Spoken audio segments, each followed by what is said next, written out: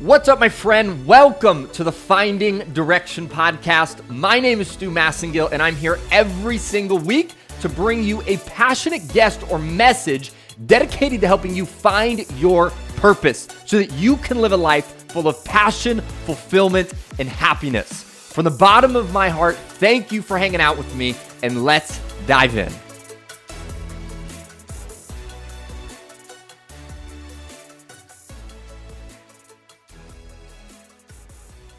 What's up, my friend? Welcome back to another episode here on Finding Direction. I hope, as always, that you are having an unbelievable day and that you are having a smile on your face because you have fresh air in your lungs, and that is absolutely something to celebrate. And also, you have hearing, you have ears, so that is another gift that allows you to join in on our conversation today. And on this episode, I sit down with Tanya Cole-Lesnick, and she is a psychotherapist and a coach. She's been doing it since 1995. And through all of her years of experience, her most important focus is helping people to clear energetic clutter so they can focus on what matters most to them. She does this by helping her clients access and honor their truth, to change habits that don't serve them, and to heal faulty narratives so that they are living in alignment inside and out. Her work includes both group therapy as well as individual therapy, as she's found out that the sharing of inner worlds and human beings being together in a safe space is an incredibly powerful combination that leads to lasting transformation. On this episode, a few things you can expect as we dive into understanding the self-talk that may be holding you back, what you can do about it. We talk about therapy. If you've been thinking about it or if you ever had any thoughts around therapy, we dive into all things therapy on this episode. And we also talk about how do you begin to clear that energetic clutter that Tanya was talking about. So you are going to get a lot of value in this one. I know you're going to enjoy it. We get straight into it right away. So you're going to have fun in this one. If you have not yet, make sure you smash that subscribe button so you can hang out with us every single week on the show. And without further ado, my friend, here we go. Tanya Cole-Lesnick, welcome to the podcast. Thank you so much for being here. Thank you, Stu. I'm so happy to be here. Excited to see what comes up for us. Yeah, me too. It's going to be a fun conversation going through your life and all the life lessons you've learned along the way. And as we start off the show, I would love to dive in with, one of the big things that you help people with is to heal faulty narratives and also help people live in alignment in their life. And one thing I would be curious before we really dive into your story is how does someone first and foremost gain awareness around some of these narratives that might happen in their life that are holding them back? Yeah. I think it actually probably starts from pain points. So that as people are going through their lives and then they're realizing, I feel irritable so much of the time, or I feel exhausted, or I'm pressuring myself to do these things, and what's that about? And starting to get curious about some of the areas where they're not feeling satisfied in their lives can be a helpful way to start to unravel, I have this. So I'll give you an example from my life is just undoing this people-pleasing tendency that I've had in my life. And it took me a long time, I think, to even with the work that I do and have done for many years, to really name that and own that and start to peel away some of those layers. But it started from a place of feeling depleted or feeling a lack of satisfaction when I was doing some things that were not about checking in and honoring myself. And so at that pain point, going in and trying to understand why were things not feeling as satisfying as I wanted them to be, and realizing that I was saying yes to things that didn't really matter to me, things that were, I felt like that's the nice thing to do. That might make somebody else happy, or even in the work that I do, being over accommodating to clients, that kind of thing, and realizing I was starting to feel depleted. So I think a good place to start is that, and realizing areas where maybe you're struggling with some satisfaction or energetically just feeling very depleted or mood-wise feeling, and I don't mean a genuine sort of mood disorder, but with some of ups and downs with mood, to start to feel cranky and irritable, that kind of thing is a good way in to see where it would be helpful to start exploring inside.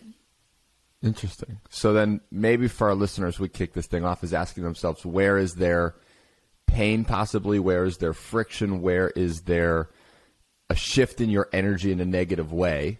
And then once they begin to gain awareness around that, whether it's in your career, your relationship, whatever area of your life it is, what's a few things someone can do to start to like heal the faulty narratives? Like once you have awareness around it, that's, you know, I guess we could say half of the equation. And the other half is, okay, well, now that I see it and I know it's here, well, how do I get to the other side of it? Yeah. I mean, and in some ways that's so huge to start to identify that, because without identifying it, you can't go on the next journey. On the other hand, there's a lot of energy towards starting to change some of these very entrenched patterns. So one of the faulty narratives or limiting beliefs that people often carry are something like not feeling worthy. And so if somebody is struggling with that kind of a message and they're getting more aware and realizing, they took that message as children because maybe their parents were workaholics and they were never home. And so they kind of felt like, if I were more important, maybe somebody would stay around. It's in some of that peeling away, it helps with the awareness. So it's not just identifying what the limiting belief is, but also getting an understanding of how did that even get there to begin with, getting some clarity about that.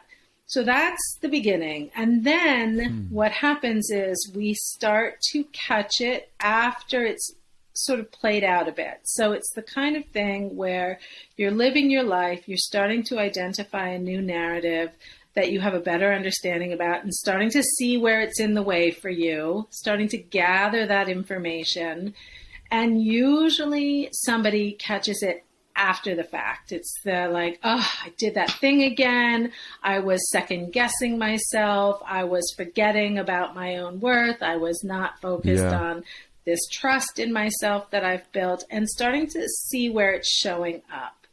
And then when that starts to happen, the goal really is to get quicker and quicker with the identification. The more aware you get, the more you can sort of catch it closer to when an event happens. So it could be that you're showing up in a social situation, you're feeling very insecure, you've got this old inner critic that's telling you how unworthy you are, that kind of thing. And then you're kind of going down that rabbit hole and having an emotional experience connected to those limiting beliefs.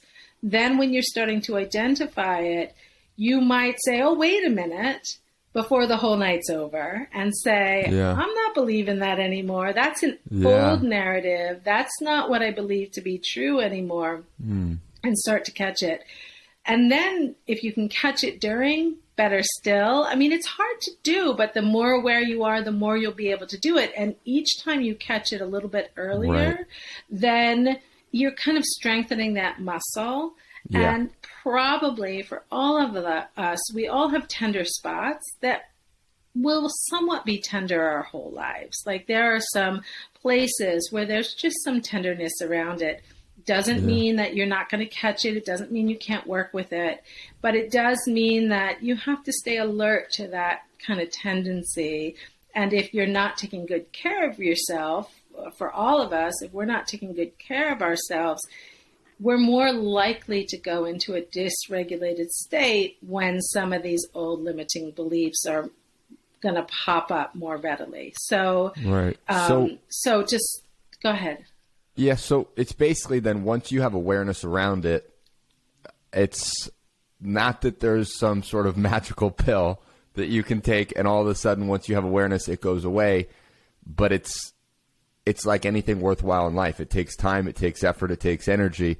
But if you have the first step, which is the awareness of saying, okay, where, again, is this energy off? Where, do I not feel good? Where XYZ is more or less friction showing up, then it becomes this process of building the muscle like you spoke about, where when it shows up going, wait, that's an old pattern. That's an old habit. What's a new response that I would want to have? So maybe, and I would love to hear your thoughts on this, is it also maybe creating a plan so that when those old things show up, you go, no, I've trained myself so that when the old thing shows up, this is the response I actually want to have. So when I feel anxious at a party, I'll go in my head and go, okay, the old belief is making me feel anxious, this, that, and the other. But I've created a system so that the new pattern I want to show up is I'm going to take a deep breath. I'm going to go say hello to somebody. Would that be good for someone to almost put into place something new so that you don't have to think about it when it shows up? You just immediately know the right thing to do. Totally. Yeah. I think that what I was saying about sort of catching it earlier and earlier, absolutely. At some point, when you have that awareness to start building, oh, I'm going to a party. This is typically a place where I do get triggered. And so having a plan is amazing. And I love what you described and having it kind of spelled out beforehand so you know what to do. And that's great. Yeah. And the plan that you described sounded like an amazing way to address it. For some people, it might be calling a friend before going to a social situation and saying, all right, I'm going to go do this thing. Like, I know I get to this place where I get really triggered by it, and just talking it through for a few minutes before you go into that kind of situation, or taking a nap that day. I mean, for all of us, which is sort of in some ways the good news and in some ways the bad news, because it can be very, sometimes to figure out what our particular way to help us can be a needle in the haystack a bit. But if you stay on it and you keep checking in and listening to self, you can find your way. But and there's lots of different ways to start to do what is going to help you get grounded and figuring out your way. And there's a lot of different options, and some options can work great for many, many people. So it's not like it has to be just this one way.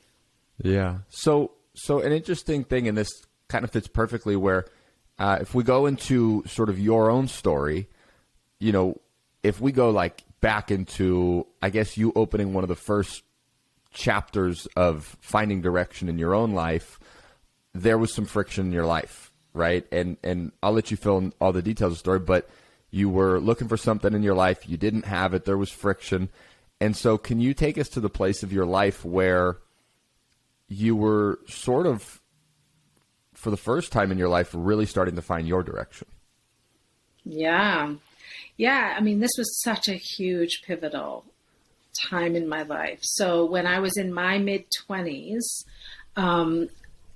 over 30 years ago now, I was struggling. I really longed for a long-term love relationship, and I was struggling to have anything lasting with any of the people that I met along the way, and was struggling to know what was in the way for me. I really didn't understand it. And at the time, I considered therapy kind of. I mean, I thought about whether or not I would do it. I felt a lot of stigma to it. So I didn't, and also I dismissed my issues and decided, well, that's not legitimate enough. So for a while, I didn't know what to do and didn't consider therapy seriously. But as time went on and I still was struggling with that, my longing got strong enough that I decided to tolerate some of the discomfort around the ideas that I had connected to therapy and try it. And I got some numbers and got connected to a wonderful therapist named Bonnie, and very early on felt supported, felt safe to start to tell her my story. And I went into that situation feeling like, yes, I wanted to know what was in the way, but that what I told myself is maybe I was unlovable. So I went into that situation feeling very flawed, possibly unlovable. And so feeling so safe in the space with Bonnie and starting to tell her my story had such immediate healing impact on me. And pretty early on, she suggested I add group therapy to the mix. And she ran. Quick question for you before we jump into the group therapy. Because I think therapy, it's such a beautiful outlet that can be so massively helpful for people. But as you mentioned, unfortunately, sometimes there's a stigma about it. And I'm curious, from the work that you do with so many people in this world, like what would you say are some of the biggest stigmas someone has around therapy? Like, let's say our listener right now is going, I've thought about it, and like, maybe there's a seed that's been planted in my mind that maybe therapy would be good for me, or maybe not. Like, what are some of the stigmas you see that people have around therapy, and what makes someone know if they should actually give it a try or not? I think that there is this limiting belief that does exist in our culture for therapy. Like, if you admit that you, and I'm going to put this in air quote, need help, that somehow you're saying you're broken. There's something wrong with you. I think that that's part of what, if somebody's struggling with that, and I do think it's better than it was, and I also think it's still present. So both are true. I think it's way better than it was, but I think there's a misunderstanding that therapy can be really helpful for humans. Like we all have stuff. And that it doesn't mean that you're flawed in any way. It's just learning what your layers are and what you need and all of that. But I think, the stigma still is, if you are going into a therapy situation, especially if you grew up in a family where therapy was not accepted, and if in your culture it's something that really is frowned upon, then it's that much harder. It can be very difficult. But there are some families and situations where it's just been embraced forever. Like, my kids both have gone to therapy their whole lives because I celebrate it. They love it. They really do see the value in it. And there isn't that stigma within our family connected to it.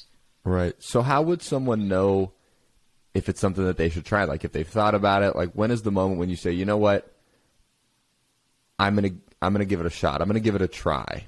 Yeah. I think if somebody's really wanting to learn more about themselves and learn more about how to get the most out of their lives, that's reason enough. Like, there doesn't need to be anything deeper than that necessarily. I mean, you'll get to stuff that's deeper because we all have deeper stuff, but I don't think that there needs to be much more than that. But certainly if somebody is having repeated struggles, like in my case with the romantic relationship that I was struggling with, but if somebody's struggling to reach career goals that they want to reach, or connect to people and they feel lonely and they're wondering why are they struggling to connect, anything that might be sort of not happening for them and they're not sure why, I think therapy could be really helpful. Or coaching. I mean, I do feel like there's lots of ways to get support. So to be on a journey of exploration with yourself and to try to connect to your most satisfying life, whatever that means for any of us. I think that there's lots of different ways. So not to be overly confusing, because I think that's part of what's great, but it can get confusing when you think, all right, when do I go to therapy? When do I go to coaching? I think there's value in both. I think therapy, if you really haven't checked in and learned about your own stories and layers and sort of where the limiting beliefs are showing up for you, therapy can be a really helpful first step with that. And I don't think you have to stay in there long to get some clarity on your stories and then take it from there. Love it. Love it. And I think too, if you're having the thought of maybe if I should try this or not, I think that thought alone is a thought of like, well, give it a try, right? It's like if you looked at, I don't know, a food that looked good and you were like, well, maybe is it taste good? Like you should try it to find out if you actually like it. So I think, for our listener, if you're thinking about it, maybe this is your sign to just take a taste and see if you like it. If you don't, move on. Yeah. And if you like it, maybe it can serve and change your life in a beautiful way like it did for yourself. And so, if we go back in your story, right, you are with Bonnie and all of a sudden she comes to this point where she starts to say, okay, group therapy and fill us back in from there. Yeah. So she said that, and the idea of that was terrifying to me because I was being so vulnerable with her in a way I had never done with anybody before. And so the thought of opening up to people who at that moment were strangers really did scare me. But she thought it would be helpful. I was developing trust in her. And there was a part of me that was intrigued. I mean, it seemed sort of interesting to think, what is that like to be in that kind of an environment? So, so I said yes. Amazing. So once you went into group therapy, when did you sort of have the aha? Because you were in graphic design, if my research is correct. And I mean, you were in a totally different career. So what happened in that moment where you said, okay, I'm in graphic design and I'm doing this, and all of a sudden I'm going to take a massive turn in my life, not just change careers, but I'm going to go back to school. I'm going to go back, to get educated more. Like you took a massive shift in your life, a massive change in direction. And so what sort of brought you to that conclusion of, okay, graphic design is not right, and I'm going to go pursue this other thing with my life? Yeah. So in the process of doing group, and then I did the combination of group and individual, really working on stuff, processing things, getting more clear. And as you know, I was interested in a love relationship. And so fairly early on, I did meet the person who became my husband. And then he and I have two amazing grown daughters. We just celebrated our 30th wedding anniversary in September. Congrats. So my goal happened, and it happened fairly early on, but I stayed because I was starting to connect to myself in a way I didn't even know was possible. And I think having gone into that situation, feeling flawed, like I said, and possibly being unlovable, and realizing more about, I'm just human. And these are some of the human issues, and connecting to other humans on their personal growth journeys, and starting to really love these people and admire them and see how amazing they were, and see them talk about similar insecurities to what I had. So to have that perspective and see how amazing they were and yet still struggling with their own sort of inner critic issues, limiting belief issues, was very freeing for me and helped me start to love myself in a way I didn't know how to do before then. And just as we continue to share and exchange ideas with each other, I started to get a lot of feedback back from other people in the group about how helpful some of what I said was, how much they connected to some of the ideas that I was just connecting to for myself. And that was an amazing experience for me, because then I started to see this other part of myself that was reaching people, and felt so good to me to be able to connect inside, share it, and then have such a positive response back. So I think I tapped into a part of my authenticity that I did not know was there. And by having that experience and allowing it to come out, then really enjoying that. And also, I was in so much pain, emotional pain, really, when I was struggling with this longing, and being able to move through that and heal that. It just felt so amazing to be able to do that. So I wanted to dedicate my life to helping other people have transformations of their own. That's so cool. So beautiful. So one of the things now that you, again, do with a lot of people you work with, and there was actually a quote on your website, I'm going to read it out. It was from Gandhi, and it said, happiness is when what you think, what you say, and what you do are in harmony. And as you describe it, when you're in alignment. And so how, and this could be a 3-hour conversation, longer probably, but how does somebody start taking a few first steps to live in alignment in all those different aspects? Because, I agree with you and with the quote is so much. It's like when you're really in alignment with what you say and do and how you feel and all these things, it's like that's when you are in this beautiful harmony of your life, but much easier said than done. So Absolutely. How can somebody start getting closer to that?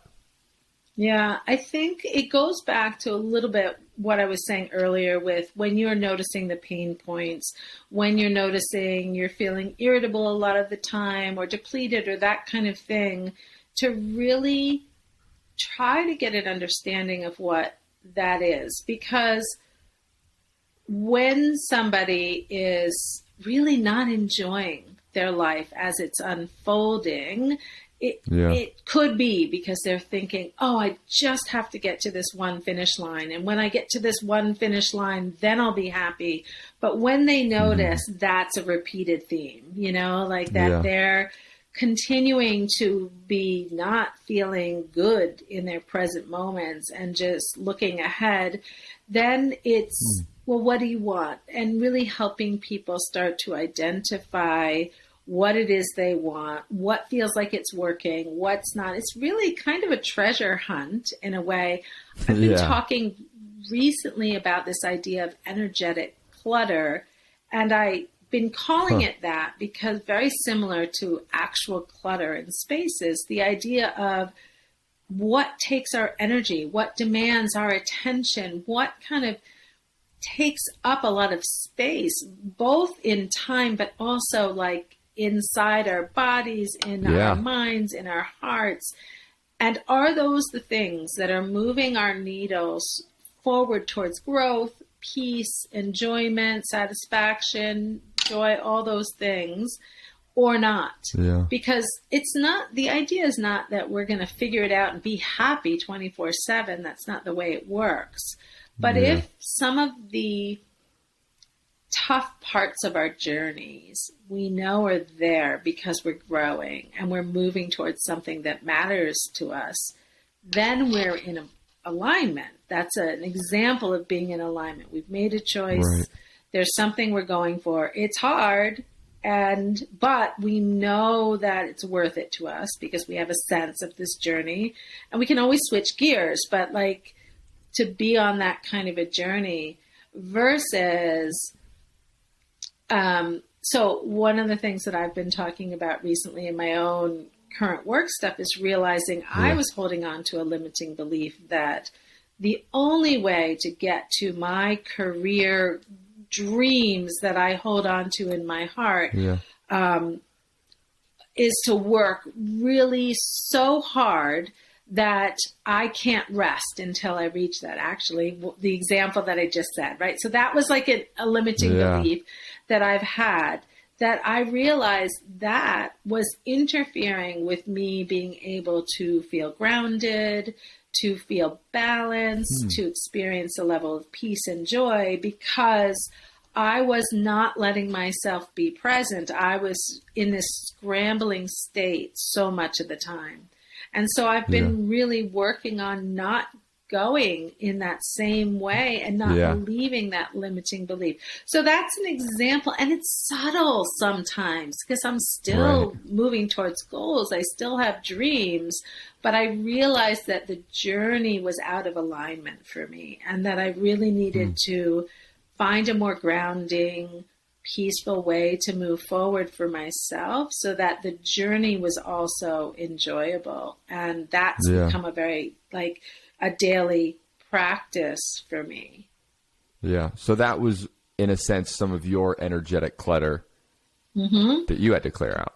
That's right. That's right. Yeah. And figuring out what are the things that are causing us. I think so many people live in this constantly depleted state where they're just overdoing things, or they're going towards things that don't matter to them, or they're just not tapping into some of what they want in their lives. And then it really impacts everything else. So if you can get clear, and it is, peeling away at the layers, looking, doing your best to identify a piece of it, and then going with it for a bit. Like, I think that this is a thing for me. Let me explore it a little bit, because sometimes we don't really learn. We have some ideas about things, but until our behavior, our action is a part of this inquiry that we're doing, we're not necessarily going to get the clarity that we're really wanting. Yeah. I love it. And I think a powerful thing maybe our listener can do as well is asking yourself where energetic clutter may be in your life, and not trying to clear all of it at once because you're going to want to run into a wall or smash your head or something, but asking yourself, what's just one thing you can do to just take one little piece of energetic clutter trash and just move it and just remove it? Like, what's one thing that is energetic clutter in your life, and how can you start to just do one thing? And if you do one thing, I think what people might start to realize is once you get one energetic clutter, it changes your energy, and you go, oh, I kind of like that. And it may encourage you and create some momentum to continue to really clear some of that stuff out in your life, which, as you do with so many people, can be beautiful. And so, Tanya, it has been a joy to have this conversation. I'm curious, if our listener wants to learn more about you, hang out with you, where's the best place for them to find you? The easiest way to find me is my website, and I have an easier handle, which is clearenergeticclutter.com. So Beautiful. If somebody connects with me there, I've got a little documentary of the story that I shared earlier, and a few other goodies on there, and I would love to connect with anybody interested. Love it. Well, thank you so much for sharing that. And one last question I have for you, which is the question we ask to all of our guests, because we want to help people find direction, but we want to, and we believe in doing it through action. So my question to you would be, what is one thing our listener can do in the next 24 to 48 hours to start finding direction in their life? Ooh, let's see. That is a good one. I mean, I think the thing that I say so much of the time is to get quiet with yourself. I feel like what I was saying with the energetic clutter, but that when we're going too quickly, or even vegging out, is not necessarily getting quiet with ourselves. And so to really go to a place, journaling can always be helpful, but it doesn't have to be journaling, but really very deliberately taking some time and checking in with yourself to see what you want or need. Beautiful. Love it. Well, Tanya, thank you again so much for being here. It's been a joy to dive through your life and all the lessons and wisdom that you have. So thank you so much for joining us today.